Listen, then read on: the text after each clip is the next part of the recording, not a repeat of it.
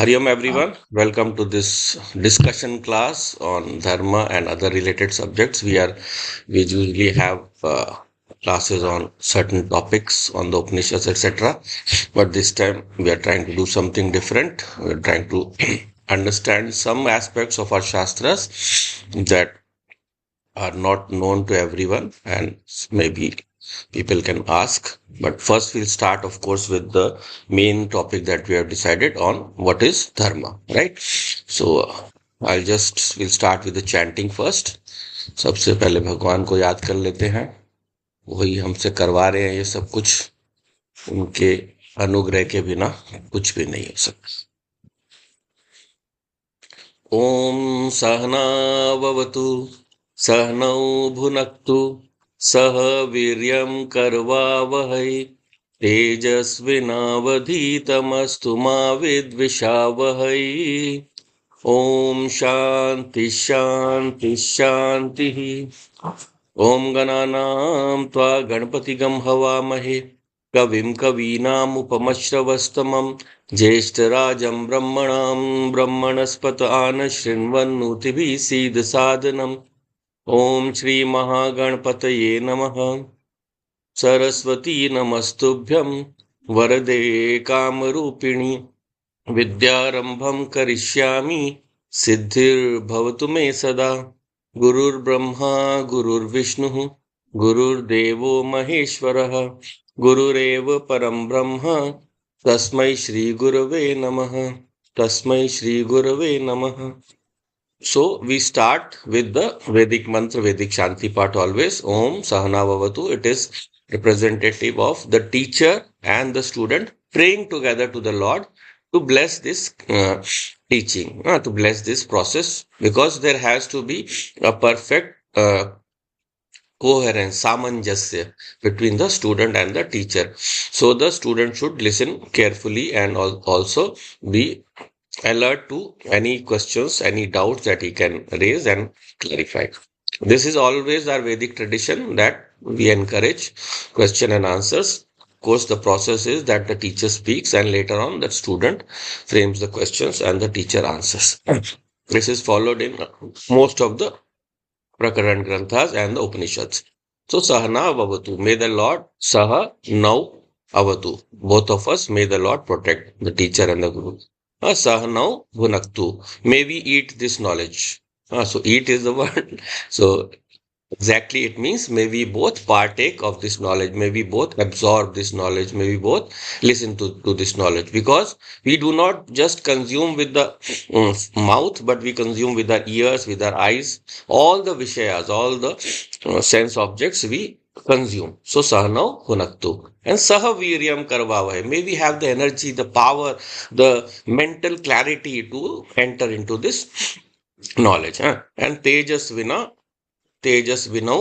avadhitamastu. So this study, avadhitam, this study that we are doing, may we do it to the best of our ability. May we be tejasvi. May our intellect glow with that knowledge. And ma vid vishabhahi. May we not have any kind of animosity. A lot of times the teacher and the student may not be at uh, in agreement with each other. Sometimes the teacher says something which does not get into the mind of the student. So no kind of animosity should be there.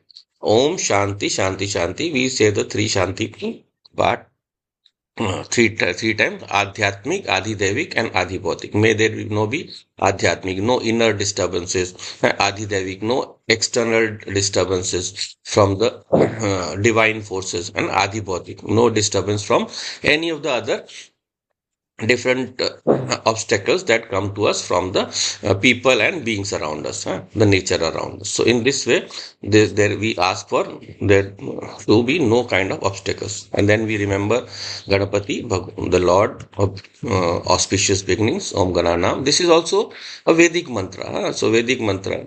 So Ganapati, Ganeshji was conceptualized much later in the Puranic literature, but it starts, his basic conception starts from the Vedic structure. So this is to invoke him also in the same way. And Saraswati Devi Ma, who is the who is the goddess of knowledge.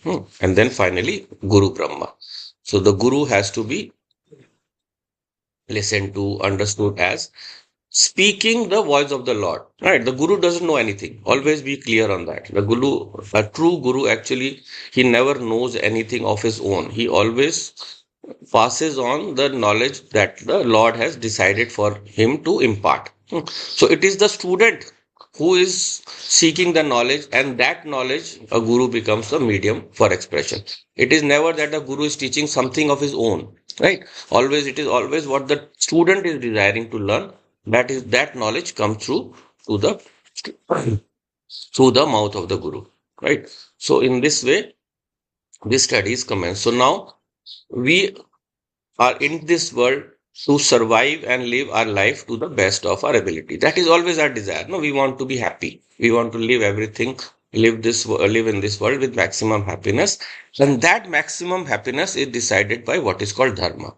So dharma is basically what we call in our system Sanatana dharma, the eternal religion or the eternal system by which we follow what our Vedas have told, what our scriptures have told, and what our wise men have told us to follow in our lifetime, so that we are able to strive for making the best out of our life.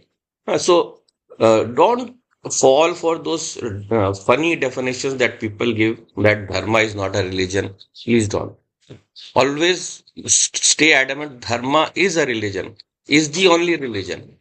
So all the religions are dharma only. So it is not that they all describe ways to live better, be it any religion, right? But yes, the only religion we censor or only system we censor is the one that says I am the only one. That is the only one we censor. That is always what Sanatan teaches us.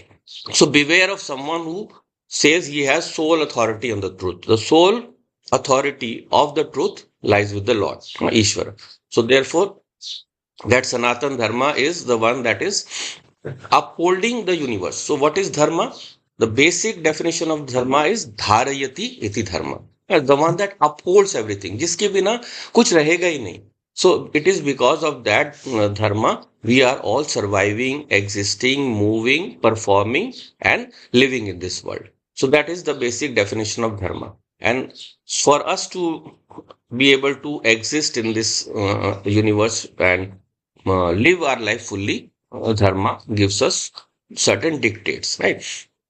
So therefore, dharma basically is because it is dharayati, dharanate, it split into three basic modes of activity, three basic modes of dharma. So the first one that we call is the kartavya bhave. What is our duty? What is our duty? So what is our duty? So that duty revolves around two basic fulcrums we call two centers. दो केंद्र हैं उसके. One is the individual, other is the total. Other is the total. So our duty to ourselves, dharma. हमारा धर्म अपने लिए क्या है कि we are to recognize our true nature. So that is why recognition of our true nature is what is called adhyatma. So adhyatma and dharma are always very we can say nicely intertwined. दोनों एक दूसरे से पूरे तरह से गुथे हुए हैं. So adhyatma is what is to learn about my true nature. So if we learn about my true nature, the scriptures lead us on that journey. So what do the scriptures do? The scriptures have two ways of conveying to us what they want us to do. Two ways basically. So out of these two ways, the one is about if you take the meaning of shastra. Shastra का अर्थ क्या होता है? So shastra is shasanat iti shastra. So it rules over us. It gives us different ways in which we can live our life in the best way. So it will teach us all the different things that we have to do in our lifetime according to the scriptural knowledge that has been passed down to us through the rishis. So that is the scriptural knowledge that is passed down to us, and that helps us do our कर्म के आधार पर. And then the second one is shansanat iti shastra. So chansan means to purify, जो हमें शुद्ध करता है. So that is at the level of the individual, at the level of the mind and intellect. So it purifies us and it gives us that knowledge. So in giving us this knowledge, it first starts with telling us that you are not what you use. Huh? All these are your instruments. Huh? So if I say that I am this body, so that is not correct, na? Because you we say ये मेरा शरीर है. This is my body. So whatever is mine cannot be you. And it starts with that journey and takes us deeper into what we call the Atma. The Atma, that I am the soul only. The Atma is the real me because that is the consciousness through which I am transacting and moving in this world and performing anything. Without Atma, everything will collapse. So this body, mind, and the causal body, the three bodies, they are merely instruments of mind. Right. So that is Adhyatma. So when we understand with this knowledge, that Adhyatma, that knowledge is described in various Upanishads, like in Ken Upanishad, it is given the Shrotrasya Shrotra, Manasya Manaha. It is the ear of the ear, mind of the mind. What does that mean? What does that mean? That means that the ear itself has no existence of its own. Its hearing power comes from Atma. The eyes, it doesn't have no power of its own. Its seeing power comes from the Atma. So everything that, every entity that we can see, its power comes from Atma.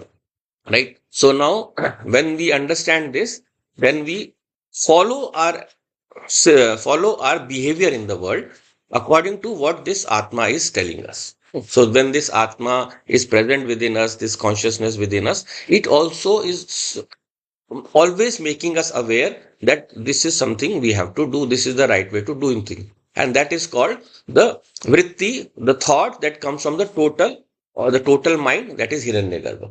Every moment, every second, we are receiving knowledge from there, and it is up to us to act on this knowledge. But when we don't, we go against that knowledge, हम उसके विरुद्ध जाते हैं, then we end up doing harm to ourselves and the society. Right? So now the first part of dharma we said is what we call kartavya bhave. So kartavya bhave teaches us what is our duty for us at the individual level. Individual level is to study, to purify ourselves, to become wiser, to become useful, to become to stay clean, healthy. All these things we do for ourselves. Then at the second level, uh, for the outside world, our duty to our surroundings, to the people around us. So the first unit of our surroundings is our family.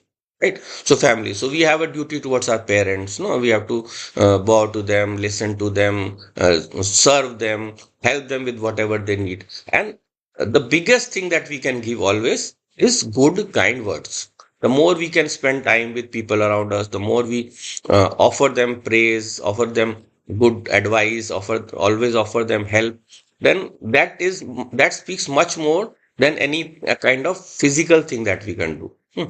Of course, physical things also come next.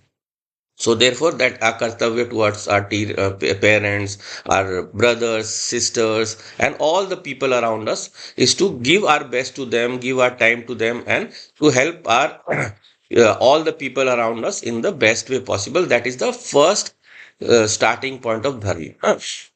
Kartavya bhave. So the Shastras have defined different kartavyas or duties for us. According to those duties, we are always allowed to do the things that will benefit the society. So that follows the basic law of nature. First is the first part of that law is that I should do whatever is beneficial to the most people. Whatever is whatever helps the most number of people, that is the law. And then the second law is whatever I do, I should do it the same thing. I wouldn't mind if it is done to me. I would want to be done to me. So do unto others as you would have them do unto you. So you also do whatever to others, whatever you think that if they do to you, so that will guide you whenever you are going to go about into doing some harsh behavior or harsh thing. No? You will think, no, can this be said in a better way? Can this be said in a gentler way? So in this way, we follow that diktat. We follow that rule. So that comes under all our kartavya bhav. towards the rest of the universe. Then the second part of this kartavya bhav, second part of this dharma is what we call the swabhav. So swabhav bhav. So whatever is the nature of something, that is also called it dharma. Whatever is the nature of anything, that is also called it dharma. The nature of everything is like we can say the nature of fire is heat and nature of water is cold and so on. In this way, whatever is the nature of every object, so that is something that it can never leave. Yada na jahati. So whatever it can never leave, that is called the nature of that. That is the swabhava bhava. So like the body has shatvikar, the six modifications. That is the dharma of the body. Or what are indriyas, the sense organs. The sense organs dharma is moving outwards, going out to the objects of the world. And so in this way, that is the swabhav. And then finally, the satta bhav. The third part of dharma is that gives existence to everything, right? So if there is a pot, the existence belongs to the mud and not to the pot. Without the mud, the pot is not going to exist. Without gold, the ornament is not going to exist. So in this way, dharma represents something that gives existence to everything. So now, where does our existence come from? Where does our existence come from? Our existence comes from the ultimate Lord, Paramatma, or we can say Brahman, or we can say the Atma. So that Atma, true knowledge, I recognize as my own nature, my own true nature. So when I enter into that position, then the Shastra will always tell me how to go about it. So we have a shloka in Manusmriti also, where it defines the different qualities that we have to inculcate within us so that we can follow the path of dharma. So it says, Dhriti, Shama, Damo, Asteyam, Shocham, Indriya, Nigraha, Dhir, Vidya, Satya, Krodho, Dashakam, Dharma Lakshanam. So these are the 10 qualities we should follow if we have to follow a path of dharma, the path of religious righteousness. So dhriti, the steadfastness, the inner patience, the resolve that we have, so that we can always be able to do anything without getting disturbed, without getting any kind of waves in our mind that will pull us away from that path. Then Shama. No to forgiveness, tolerance, forbearance, and so on. So all these qualities, they help us to get stay calm in the most trying of situations, because when we are not calm, no, we don't perform well. Whenever we are not calm, we miss the target of what we are doing. We tend to move towards the wrong side. That is why it is said that the first requirement of of behavior in our life is we should be calm and patient. So when that calmness and patience comes, then we are able to handle a situation in the right way. So without raga and dvesha, any kind of likes and dislikes, we should have to give away, because if we surrender to our likes and dislikes, then we become their slave. We become their slave. And the more our independence is, the more we are not the slaves to our raga and dvesha. When we surrender to our likes and dislikes, then we are not doing our duty in the right manner. Right? So the likes and dislikes, we have to let go and move to necessity. हमने उस तरफ जाना है जहां हमारी आवश्यकता है. So whatever karma we do what is necessary for us and necessary for the universe as a whole, right? So I might have hunger, and so for that I can eat any food that is healthy. But if there is some food that is harmful to me and that I like, so and if I surrender to that, then I will suffer, right? So because of that, dharma will always take us to the right direction. So there is a shloka in the Mahabharata also. कि धर्म एव हंतो धर्मी धर्मो रक्षति रक्षितः तस्मात् धर्मो न हंतव्य मानो धर्मो हतो अवधीत. So therefore, dharma is always meant to be protected. Dharma, and whoever hurts dharma, whoever doesn't follow the dharma will not protect him. धर्म उसकी रक्षा नहीं करेगा. So therefore, tasmat dharmo na antavya. Never let go of your dharma. Mano dharmo hato avadit. Never let that Dharma move away from us. Otherwise, it will destroy us. Ultimately, who will suffer? Who will suffer? We will suffer. Then when dharma is destroyed, if we go too much into the path of enjoyment, what we call lasciviousness, then we tend to enjoy ourselves thinking that it is our freedom. We enjoy thinking it is freedom. But if we let go to our desires, that freedom, in fact, makes us slave. It makes us slaves to those objects, that the very object that we thought we are enjoying, we are having the freedom of enjoying. Like someone maybe smokes or drinks any kind of negative thing. So they think that they are enjoying that. But what is happening? They are becoming slaves to that. So dharmo rakshati rakshita. Please protect dharma. Otherwise, it will not protect you. So therefore, stay calm with the shama in your mind, and then damaha. Damaha next, because control your damaha means control your sense organs, and that includes control of the mind also. Because who is controlling the sense organs? हमारी इंद्रियों को मन ही रोक रहा है, या मन ही जाने दे रहा है, भागने दे रहा है. The mind is allowing them to run towards the objects that they desire. The sense organs don't go on their own. It is the mind that guides. So damaha and shamaha, one word is used here instead of both. So it signifies shama and dama both also. So dhriti, shama, dama. And asteyam. Don't desire for everything, anyone else's wealth. Don't steal. Non-stealing. So this mantra we are seeing in the Ishavasya Upanishad also, no? That there also it is said, Magridh kasya suddhanam. So don't desire for another person's wealth. Why? Because when I have learned my own nature as that of the infinite Atma, then it is me only that is functioning through the different bodies. I am taking up different names and forms. So another person's wealth is being enjoyed by that. I am enjoying his enjoyment. Through his enjoyment, I am enjoying. So I should not desire to snatch away his wealth. That way I will be snatching my own happiness. I will be hurting my own happiness. So therefore I have to give up this desire to take from others. Whatever I earn with my own hard labor, that much I deserve. Whatever I need to consume out of that fruit, that much I deserve. Whatever is spare, the devtas deserve. The universe deserves. The people around me deserve. So I spend on them. Why? I am not giving it away, mind you. I am investing, you can say, because it comes back to me again. It comes back to me again. The person who is a miser, conjuice, he will hold on to his wealth, but then the universe will stop giving him also. The universe will stop giving me. Unless he spends it back on the universe, it will not come back to him also, right? That is why it is said the misers, they die a very miserable life, a miserable death. So, damo asteyam, shocham, indriya, nigraha. So, next two qualities, shoch is purity. So, purity, first of all, outer purity. Though our Shastras tell us clearly about that, the outer purity is very, very necessary for us in our life.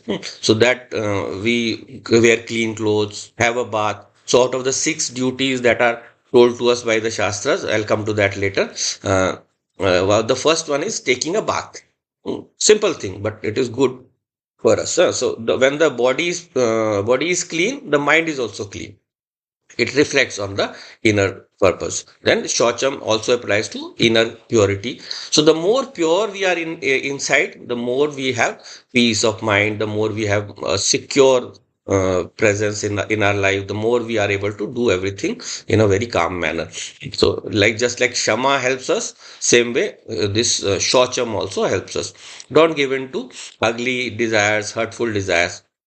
And then Shocham Indriya Nigraha. So the next is the control of the sense organs. It comes under Damaha also, but here the definition is given separately, so that we can separate it into the two categories of the mind and the sense organs.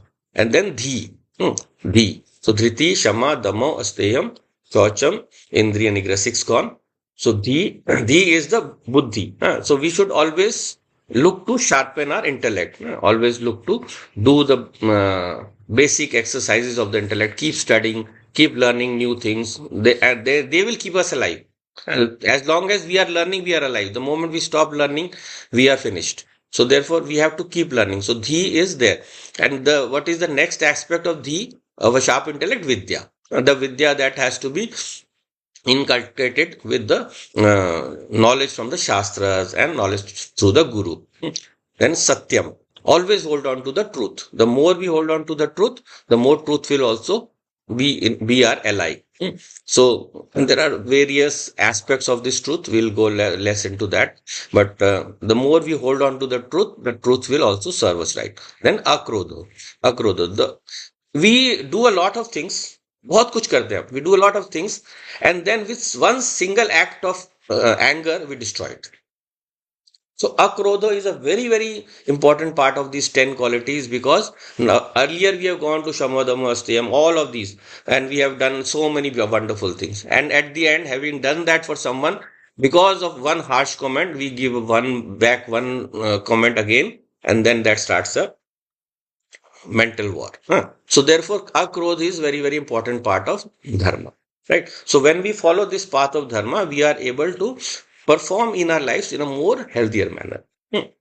So now the Shastras have given us for every stage of our lives how we have to follow dharma, right from waking up to going to bed and all the things in between. Right. So those are the activities. For that, we have to follow them on two basic systems or premises we have to follow. One is the system of the what we call the ritual. We perform the ritual. We perform the ritual and we do it according to the Shastra at the appointed time with the appointed focus, with the required intensity and so on, so that it is performed in the best way possible. But even though the ritual is very, very important because without the ritual you don't start, with the most important part of the ritual is understanding the ritual and applying it to your life. Right? So you do Bali Vaishwadeva, you say Bhutebhya Swaha. And I'll come to all the details of this. And you just, but you don't follow the ritual in going to actually do those good things to the Bhutebhya. So the early morning things that the Shastras tell, no, you feed the cows, you feed the goats, so when you do that, actually, then that is the what we call the realization of the ritual. Right, you follow the ritual. So when we go to the cows and we give them roti, then the moment we reach there, we can hear them moving so loudly. They're like they're eagerly waiting for us. That love that comes from the animal, that has to be followed by some expression from our side. No, we don't just do it for ritual's sake, right? So first we follow the ritual and then we follow the bhava that it gives to us. So therefore, dharma in this sense has to start with the ritual. It has to end with our samarpanam or our doing the duty in the way we are have to follow it, right? So the six things that Shastra says: Sandhya, Snanam, Japascheva, Devatanam, cha Pujanam, Vaishvadevam, Tatha, Pratithyam. Shat karmani dine dine. So these are six things that the Shastra tells us. Huh? There, Sandhya, the Snanam we can take first.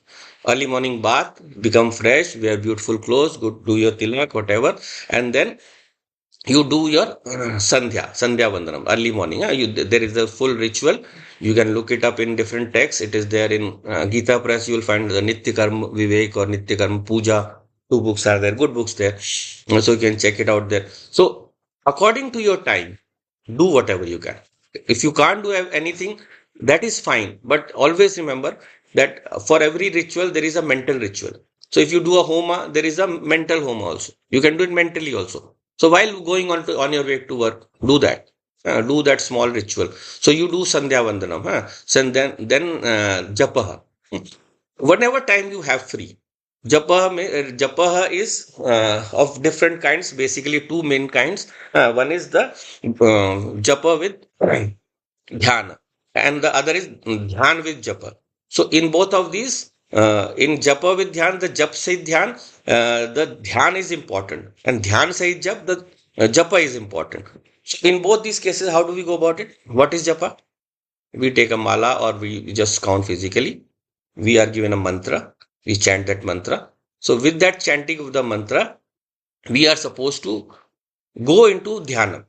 So that is where dhyan is primary. What is the basic dhyanam? The understanding of my true nature as Atma, and that is my surrender of my individual lower nature to a higher nature.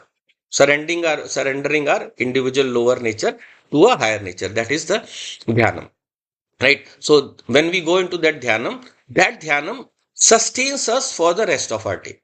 So everything that I do is that the Lord is my benefactor. Everything that is coming to is coming from me, Him. I see Him in all the beings around me. So my vyavahara, my behavior, my transaction, every transaction should be guided by that japa dhyanam, right? And the second is japa itself.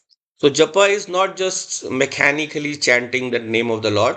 It is an understanding and seeing his vibhutis, his seeing him in the creation as well as seeing him for as he is, right? So if you say Om Namo Bhagavate Vasudevaya, so we are visualizing Narayana, the Lord of the universe, the one who sustains the universe. And in his sustenance, we see how can we worship our true Lord? By sustaining everyone around us also in the same manner, right? So with that japa should also come the bhava that we are able to connect to the universe around us and perform with love our feelings towards all of them, right? So this japa has to be uh, then followed in this way. Right. And then what is the next component? Devtanam. So morning you do the Devanam Pujanam. So whoever is your Ishta Devta, or if you just go to your temple, you do whatever vidhi you have, or simply do an arti. Do one arti, 1 minute, 2 minute, 3 minute, whatever you do. So do that arti. That also signifies with the starting of the lighting of the lamp that I am open to the light, bringing the light of the Lord in my life, and then I surrender to that light also. So when we do that puja, the different mantras there are there for different people, they help us connect to that higher Lord, because for everything that we do, for each and everything that we do, we need that divine blessing, right? And that divine blessing comes from our own karma only. If we do good things to the people around us, that divine blessing always keeps flowing through us, right? That divine blessing always keeps flowing through us. So our dharma should involve spreading that divine light all around us wherever possible. So that is the Devanam Pujanam, the Devta Pujanam. And then Vaishvadevam and Atithyam. So I'll go to Vaishvadevam last because it is a bit detailed. I have told this earlier. All of these things I have told in my classes also. So those who joined there, they would have heard them or seen them. So just I'm condensing from there the part about dharma, right? So just from there. So so what is Atithyam? A very important part of our Hindu cultural lifestyle, Sanatana lifestyle, Atiti Satkar. So whatever guest comes, we should be able to, we should welcome them. It is said that the house that receives more guests is the most will always remain prosperous. So we should not in the modern sense, a lot of people they get upset that guest has come to their house, now they'll have to do this, they have to do that. No, the true atityam is to aspire. There are prayers where it is where we say that may Lord give me lots of atithis, may we receive lots of guests so that we may be able to serve them. Why? Because it is giving you the best opportunity to serve people around you where they are coming to your own house to guest getting served. So that is the best way to serve the Lord. So Atithyam is a very, very important part of our lifestyle. That is why in our culture, no, we have this tendency of going to each other's houses, sitting together, having doing some common activities. That includes all of our Sola Sanskar, the 16 rituals from birth to death together. Enough feeling of community. We don't do our things alone. We don't like to do our things one or two people sitting together and doing. No, it is always with a sense of community. So that sense of community has to be built up by us. That is the true Atitya, the sense of community. And then Vaishvadevam. The Vaishvadevam is the ritual part of what is should be our bhava towards throughout the day. So we do the Bali Vaishvadev Yagya. Usually the women in the house do, the men do the Agnihotra. So the women will go to the Gahar Patya Agni, the fire in the house, the hearth, and there You take, you can do it on the side first. You can take a small havan cone or a katori, and there you light the fire using a, you can use some camphor, and then you can, there are mantras for that. But the basic after that is the five mantras. So, Om Brahmanebhya Swaha, Idam Brahmanebhya, Idam Namama, saying that you offer the first ahuti. The ahuti is usually of uh, Havan Samagri, or you can use only pure ghee also into that fire. The fire you can light using wood from the mango tree, amra, and also some people use cow dung cakes. So you can use them for lighting that. And the ahuti can also be of rice. Some people give with rice. Annam, any annam also. So that then first is Om Brahmanebhya Swaha, Idam Brahmanebhya, Idam Namama. Then Om Devebhya Swaha, Idam Devebhya, Idam Namama. Then Om Pitribhya Swaha, Idam Pitribhya, Idam Namama. Then fourth, Om Om uh, Manushebhya or Narebhya or Atithibhya, any of these three for men, people. And then Om Bhutebhya Swaha, the fifth one. So all of these five ahutis, they represent the five duties that we have to do. So Brahmanebhya Swaha means our duty towards our teachers, to the Brahmans, to the teachers. So our constant duty to study something from the scriptures. You can study some any kind of Upanishad, any kind of other spiritual text. You can listen to something. You can do Parayanam. So a lot of people do Ved Parayanam. They chant some of the Vedic verses. They start with the first few, then keep on continuing over the days. Some people chant verses from the Gita. Hmm. So there are people who have memorized fully the Gita. I've heard about a person who would, just like he used to go out for getting milk, and in going and coming back, he would complete all the 700 slokas of the Gita, coming and going. So there are people who memorize them. So it is their bhava, no? So that bhava then reflects anything you read in that Gita shloka. Whenever some situation comes, it helps us. Gita is a guide for life. It is a lifetime, it is a manual for our life. So when we read those shlokas, somewhere or the other, they will provide us guidance in one some situation of our lives. So that is the first part. Then Om Brahmanebhya, then Om Devebhya, the divine forces around us. So I told earlier also, no? So the Devtas are there to forever bless us when we are also following the path of Dharma. So when we follow the path of Dharma, then the Devas always align with us. For doing any activity in life, we need Devta Anugrah. Even, for reaching in time for an examination, there may be so many problems that might that might interfere with us. So unless the Devta Anugrah is there, even coming to the class, studying something, a lot of people will think that they don't need it. Some people who think they need it will then have to plan, and then they will find some work coming their way. So everyone will not reach. So somehow we need Devta Anugrah for each and every activity that we do in our life to do it successfully at the right time and in the right manner. Right. So for that we need Devtanu. That is why. And remember the understanding of the Ahuti.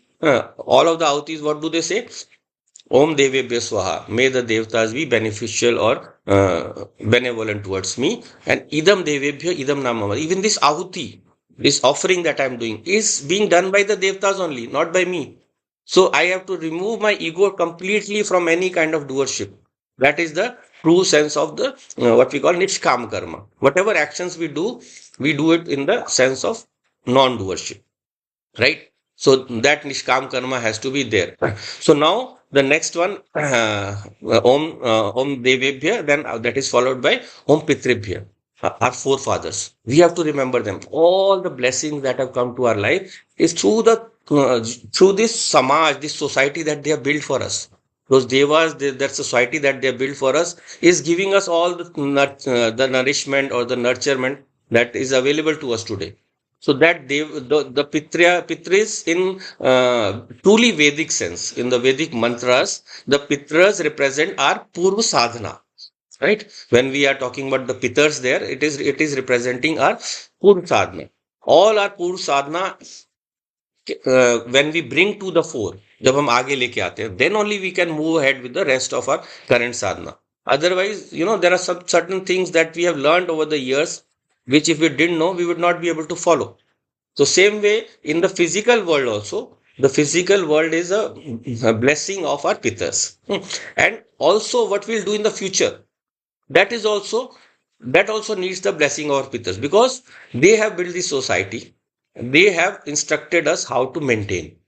They have. So we do certain things for them. Every year we do that Shraddha, Tarpanam, so that we can serve the Brahmins around us, serve the people around us, so that we continue their legacy. They are watching us. They are watching us, so that we are we taking forward their legacy, that they are watching us. So that is the these are the essence. These are the essence of dharma. How we conduct ourselves according to the guidances that have been given to us by our forefathers. So that is the uh, third ahuti. Then what is the fourth ahuti? So always remember here, that the ritual part is just indicatory. What you do in your life, am I following what my forefathers did? That is the actual thing, the bhava. Hmm. So that is the ritual part. And the fourth one is the Devebhya. Huh? So, sorry, Om Manushebhya. All the people around me. Huh? I should be nice to the people around me. I should be helpful to them. If they are doing something wrong, I should be able to point that out. हाँ, Who am I? I am a conscious जीवा. मैं कोई पड़ा हुआ मिट्टी का बर्तन नहीं हूँ. I am not just something जड़ lying around. So I can take responsibility for everything around me. I can take responsibility. So I should, I should not sit down and complain. This is not happening. Government is not doing this. People are not doing this. The road is unclean. When I go outside my house, no, every day in the morning, all the old people around in the house, they are sweeping the street. It is not their duty. The sweeper should come out. Why do they do that? They do that because that cleanliness is going to serve them only, na? So when we this very beautiful place I watch in this state of ours, Assam. So people are so much caring about the nature around them. So that care reflects back on us. Yeah. So the Manushya, all the people around us, we should be nice to them. We should talk to them. Whenever we go around, we can take a walk outside and we can close our eyes and bury ourselves in a mobile. Sometimes I do that. I'm guilty of that. But then I realize, no, this is not right. So when we go around, talk to them, pass a smile, just say a nice comment. It helps. Then they also come to you whenever you need them, they are around. So therefore all are living as a total society, depends on are also giving back every day, every moment to that society wherever possible. So Om Narebhya Swaha or Atitibhya, any Atithi comes to our house, we covered that. So that Atithi Satkray is there. And then finally, the Om Bhutebhya Swaha, the whole nature around us. It includes all the beings, the animals. We feed the animals, we feed the cow, we feed the dogs. We look after the birds. We are supposed to keep a vessel out there with water and with some food for the birds. So I watch, when I put that food, when my wife does that. So for dharma, the wife is the dharma patni. She is guiding everything. So she will tell me, no, this needs to be done, this needs to be done. And yes, I will go along because I know she's right. So she will put that food in the morning and the birds will flock around and they will, they'll be chirping loudly and it feels so nice to watch them. So Bhutebhya Swaha is that attitude towards goodness towards the beings around you and the nature. Not just Chetan Prakriti, but Jad Prakriti also. The rivers, the streams, the gardens, everything has to be cleaned and maintained. Whenever, sometimes when I go abroad, I watch how much aware they are. This is something we in India also had a tradition, but somehow I don't know how where it got mixed up. So pick up any trash, pick up anything lying around that should not be there. Keep the surroundings clean. So that is Bhutebhya Swaha, the basic attitude towards keeping the nature clean and healthy. And when it does that, then the nature doesn't punish us back. No, because if you remember classes or those who have not attended, I can repeat in a short way that whatever karma we do, it comes back to us. So there are two components of karma. So one is what is called what something that we do to others that will have a repercussion on us. So that is called karma phala according to the activities we do. Then there are the some karma phala that come from activities that we don't do. So they are what we call the nitya karma and naimittik karma. There are certain duties prescribed by us to Shastra. So when we don't do these duties, the nature will also bite us. It will come back and hurt us. Because when we don't do our duties towards nature, then it will hurt us back to remind us that look, you don't take care of me. You threw all this trash in the river. Then now the river is flowing, overflowing. The river is causing a flood. It is destroying your crops. So therefore, the nature is will always hurt us back if you don't take care of it. That is why we have these different rituals for propitiating the rain gods, for propitiating the forest gods. They all involve not just the ritual portion, but the bhava aspect also of fulfilling our duties towards this nature. So in this way, these duties that have been prescribed to us by Shastra, they help us maintain the goodness of creation and weed out the problems in the creation. No? There are a lot of people who will tell you, no, the Hindu is free to do anything. We don't have any kind of compulsion. No, you have compulsions. Who told you that? You have compulsions. You have so many compulsions. Just we have narrated. You have to do them. If you don't do them, you will suffer. But if you are free, no one is going to grab your throat. But the nature is going to show you at one time or the other that this is what you did not do. So therefore, we have a full system where all these things are prescribed. Nothing is compulsory.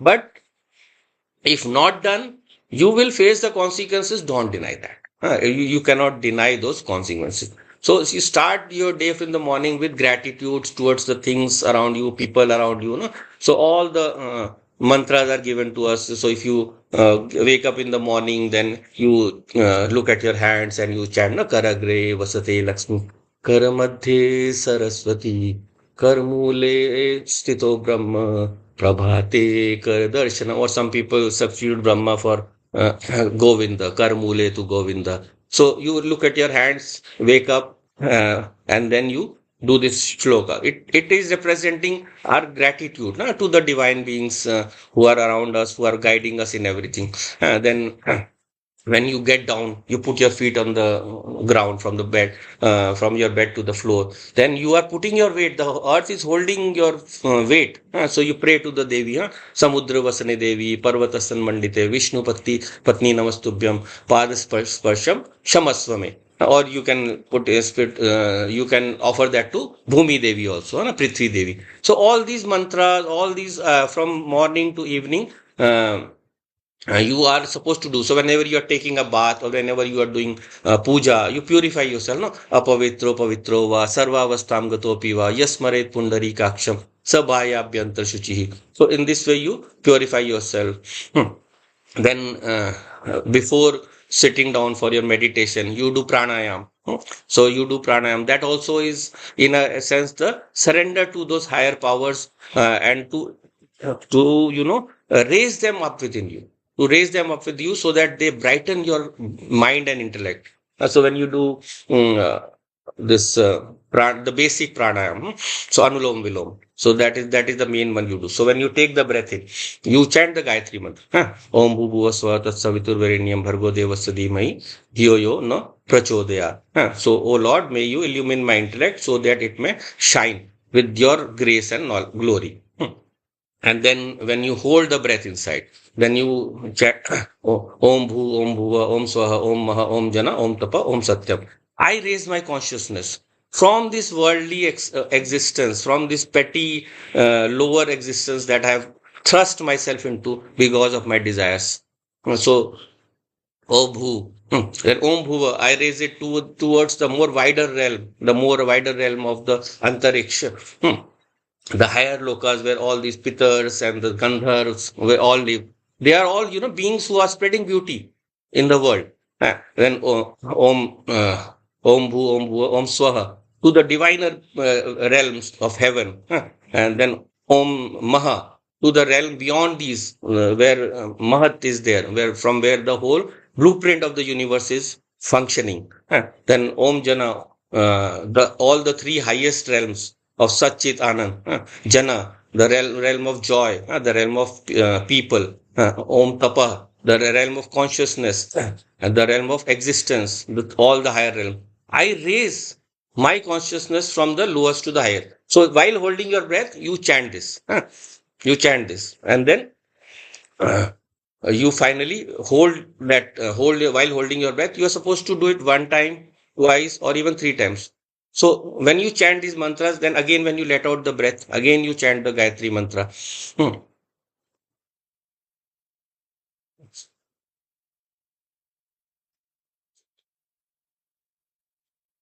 When you are in that place, Tat Savitur Varenyam Bhargo Devasya Dhimai Dhiyo Yo Naha Prachodayat. Hold that Gayatri mantra, the final part in there, so that your intellect is shining. And then in this way, you are supposed to start with your prayer, right? So all of these mantras, it will take a long time to go into the significance of each of these, because you can't do everything in one session. But basically, what is our takeaway? What is our takeaway from this? That every second of our life should be spent in making our living in this world more divine, making our living in this world more divine, and always remembering that I am a conscious, sentient individual. And I can do everything. I can do everything. I should not put blame for the things happening to on others. I can become the Kendra. And if I move, the world will move with me. If I take a sankalpa to do something good for the world will move with me. Right? So therefore, this is the way, this is the path that we follow. This is the way dharma guides us to devote each and every second of our life towards goodness, towards beneficence, towards helping people around us. That is dharma. That is dharma. And any other system that says anything contrary to this, that is adharma.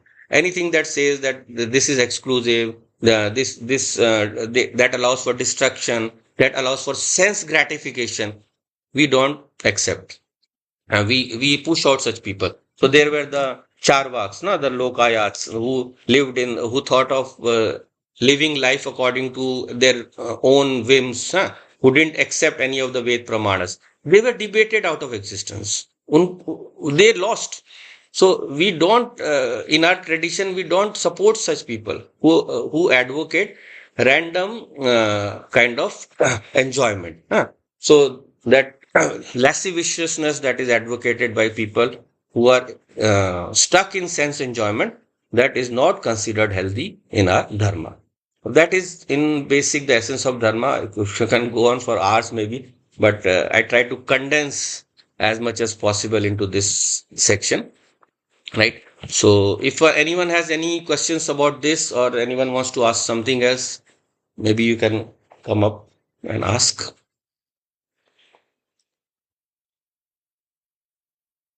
And if you're tired, then we'll wind up for today.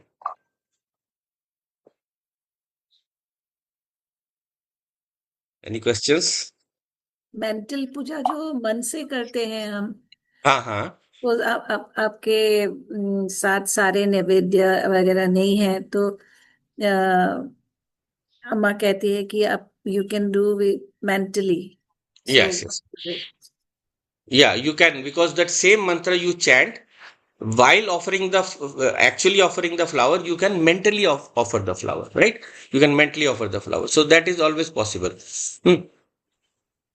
Dharyat iti dharma, Shaila is asking. So dharyati. So dharyati means the one that upholds everything, right? So there is something that is upholding. So if there is an electron rotating around an atom, there is an energy that is holding it together. No? That nuclear energy. Without that nuclear energy, it will collapse on itself.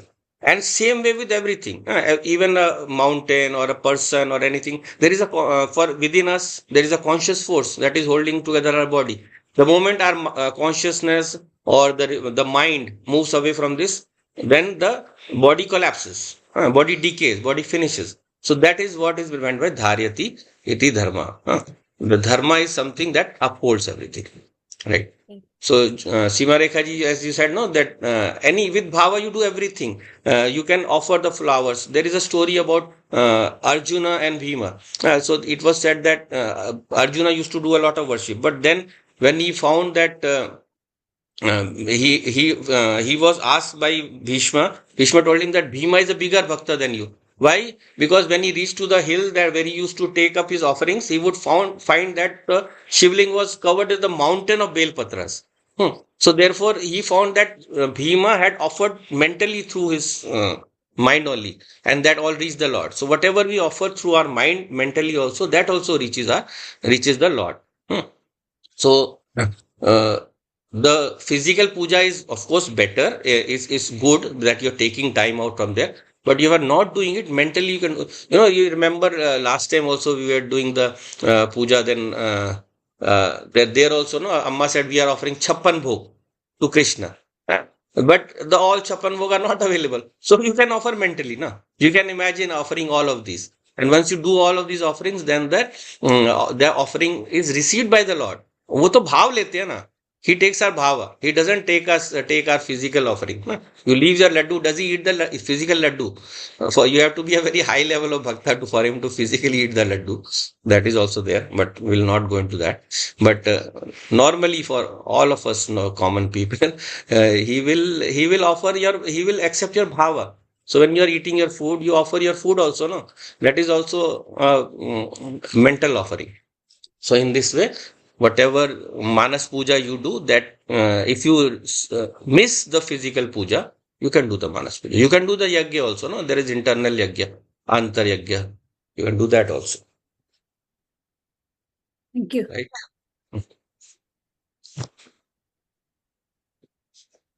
Anyone else? Anything? Or do you want to take any questions from that? Some things that Shilpa ji asked?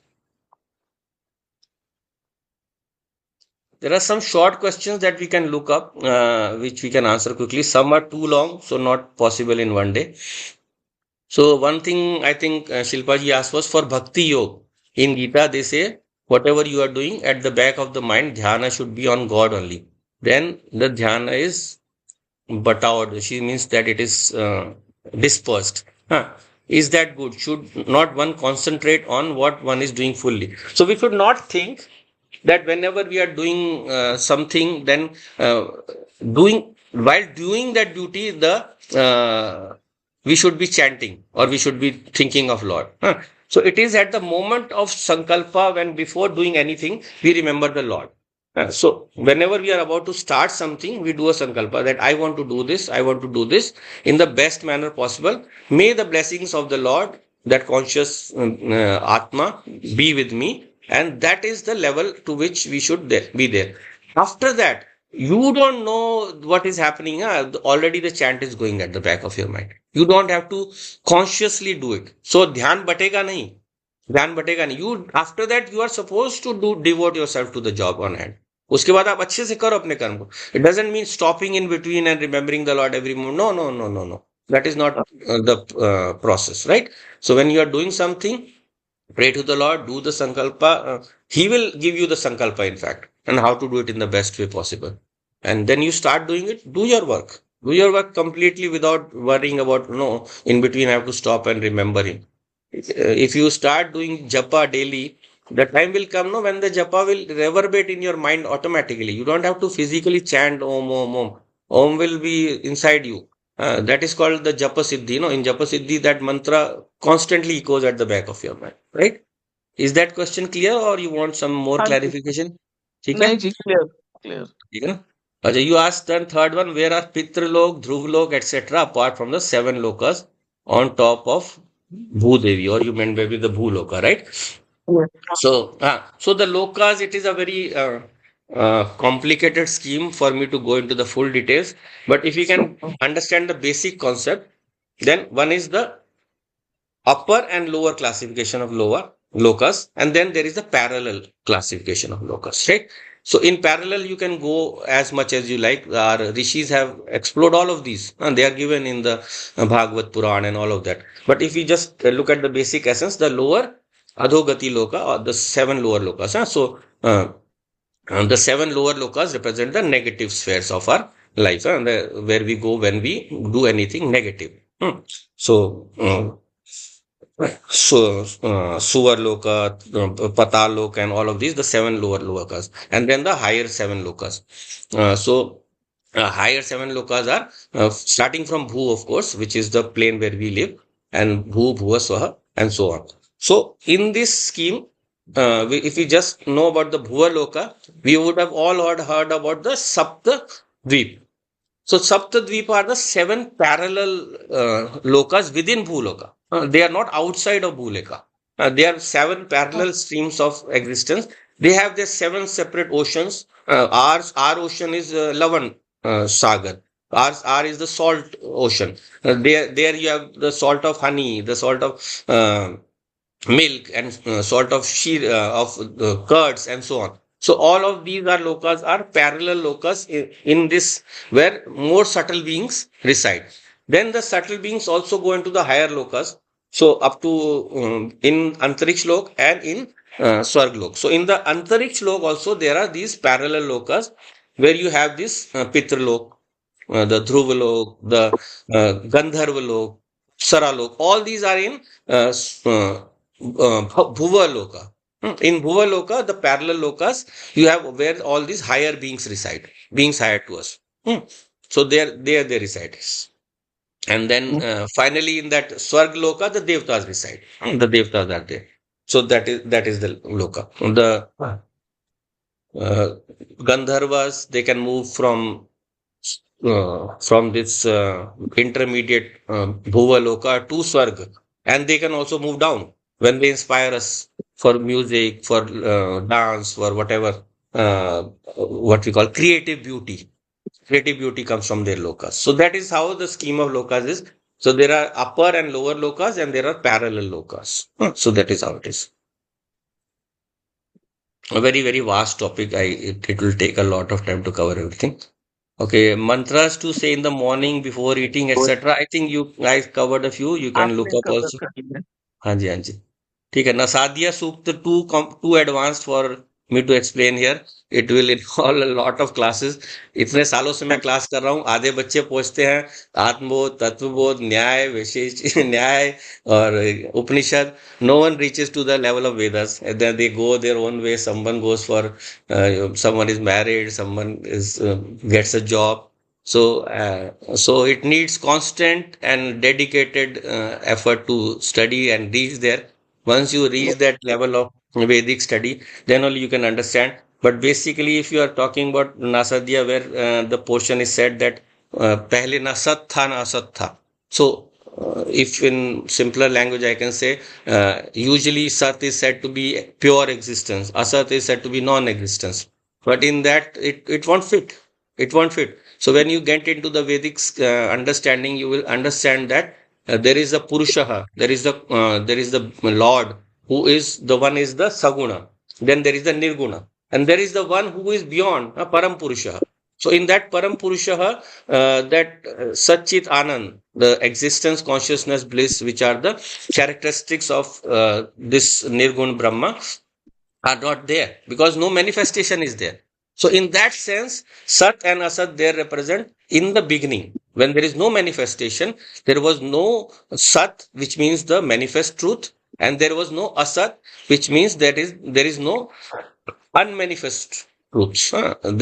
Something are there in the potential form. No, I can say something, and that thought can be in my mind in the potential form also. मेरे मन में कोई गुस्सा चल रहा है या कोई बात चल रही है.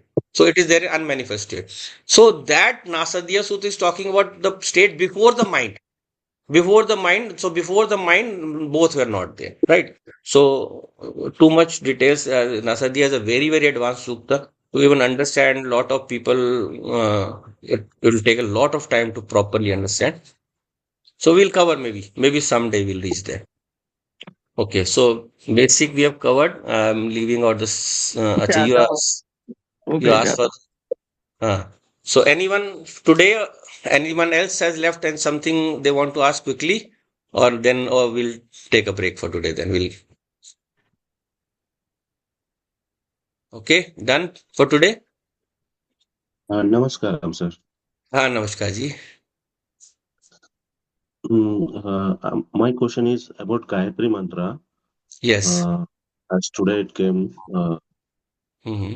तो ऐसा कहते हैं कि गायत्री मंत्र को हम गलत सलीबी में ऐसा गलत वे में उसका उच्चारण किए तो hmm. It will give us punishment of killing 1,000 cows. Yeah. ऐसा ऐसा क्यों कहा गया है और इसका इससे कैसे बचने का? हाँ. So look, every for every mantra or every in everything that is given in the spiritual shastras, it is there are given examples where by wrong chanting the wrong meaning is conveyed. Right? Wrong chanting, a wrong meaning is conveyed. So therefore, it is said to be very very careful while chanting the mantra on your own without understanding the meaning. Without understanding the meaning.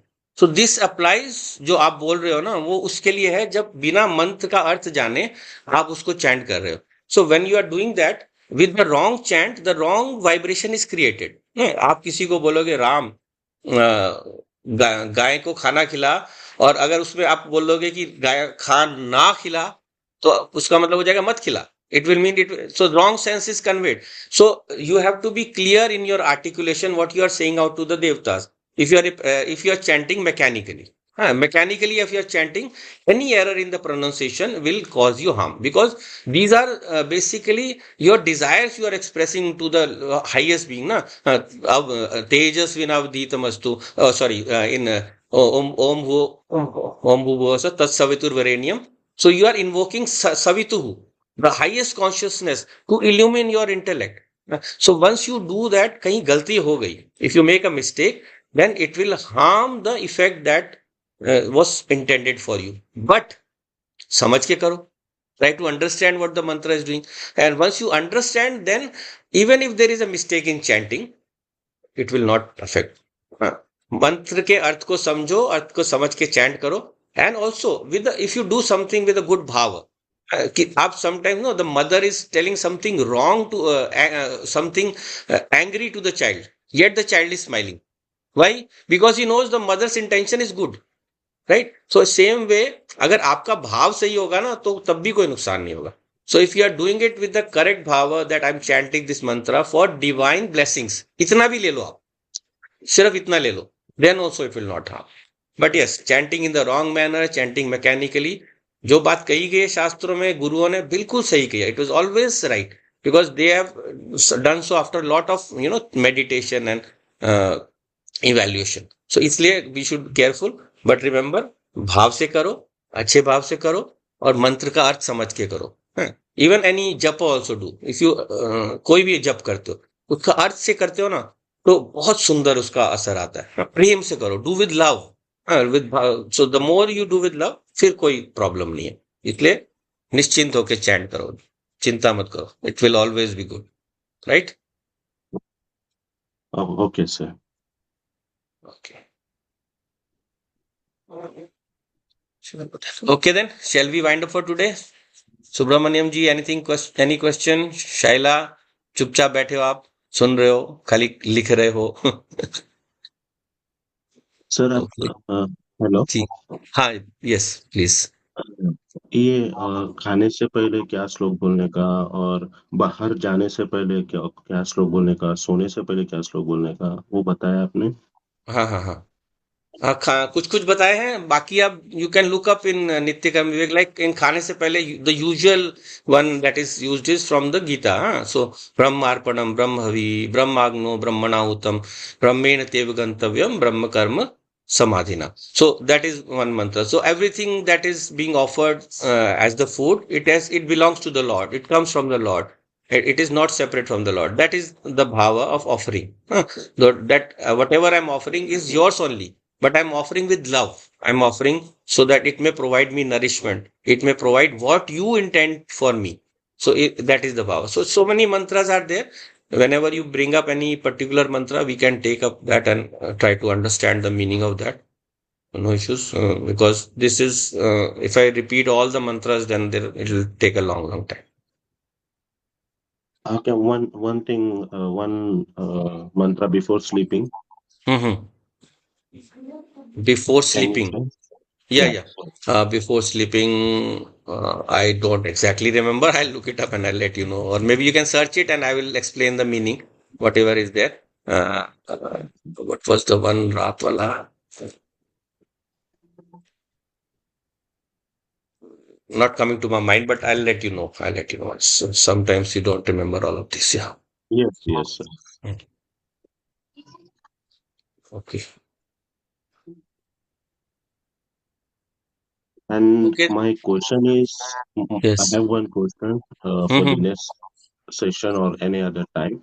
So Okay. it is regarding the Jagat Mm-hmm. universe, Yeah, yeah. what Vedas says and what Upanishad and what other religion says.